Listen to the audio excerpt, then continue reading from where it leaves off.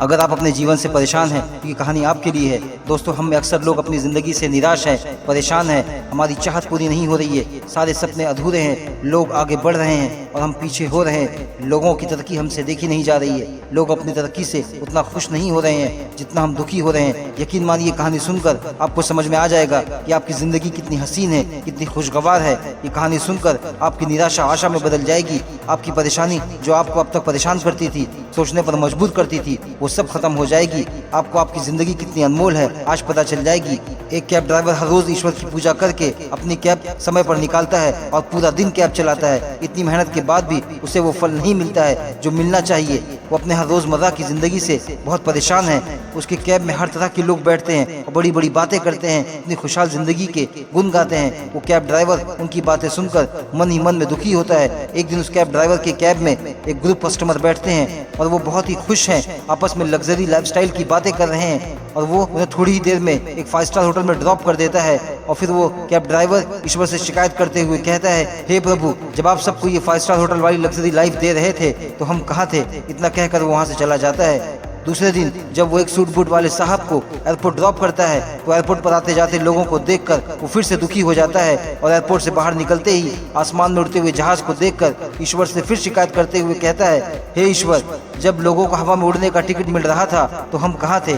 इसी तरह से फिर एक दिन मर्सिडीज में अपने हम उम्र लोगों को देखता है तो ईश्वर से शिकायत करते हुए कहता है, हे ऊपर वाले, जब ये महंगी कारें मिल रही थी तो हम कहाँ थे। और इसी तरह से जब भी कोई ऊंचे दर्जे का कस्टमर उसके कैब में बैठता है तो वो उन्हें खुश देखकर मन ही मन में दुखी होने लगता है। धीरे धीरे ईश्वर के प्रति उसकी आस्था खत्म होने लगती है। वो पूजा पाठ करना बंद कर देता है और ईश्वर से मुंह फेर लेता है। और फिर एक दिन वो बिना पूजा पाठ किए घर से निकल जाता है और एक जवान मरीज को उसके घर से हॉस्पिटल ड्रॉप करने जाता है। तभी उस जवान मरीज की माँ ईश्वर से कहती है, हे प्रभु, तू किस जन्म का हमसे बदला ले रहा है जो हमारे जवान बेटे को इतनी बड़ी बीमारी दे रहा है। वो माँ रास्ते भर रोते हुए ईश्वर से यही दुआ करते रहती है, हमें कुछ नहीं देता, बस हमारे बेटे को सेहत तंदुरुस्ती दे देता तो हम उसमें ही खुश हो जाते। उस औरत की बातें कैब ड्राइवर की कानों में गूंजने लगती है। तभी सिग्नल पर एक अपाहिज आकर उसका डोर खटखटाते हुए भीख मांगने लगता है। उसकी हालत देखकर वो कैब ड्राइवर हैरान हो जाता है और फिर हॉस्पिटल में ड्रॉप करते साथ ही जब वो हॉस्पिटल के मरीजों को देखता है तो उसे सांप सूंघ जाता है।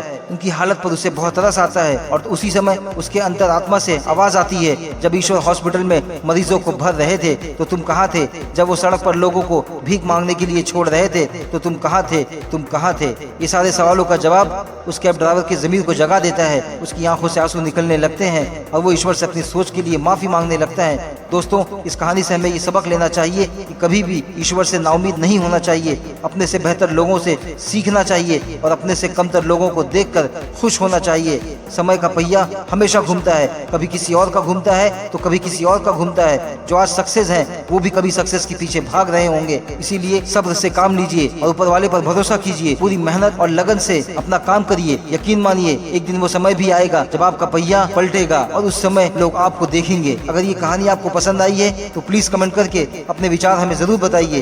वीडियो को लाइक कीजिए और अपने उन दोस्तों को शेयर कीजिए जो हमेशा अपने से ऊपर वालों को देखते हैं और अपनी जिंदगी से निराश होते हैं। अगर आप हमारे चैनल पर नए हैं तो चैनल को सब्सक्राइब करके बेल आइकन ऑल पर दबा दीजिए ताकि आपको हमारी हर नई मोटिवेशनल वीडियो का अपडेट सबसे पहले मिले। Thank you.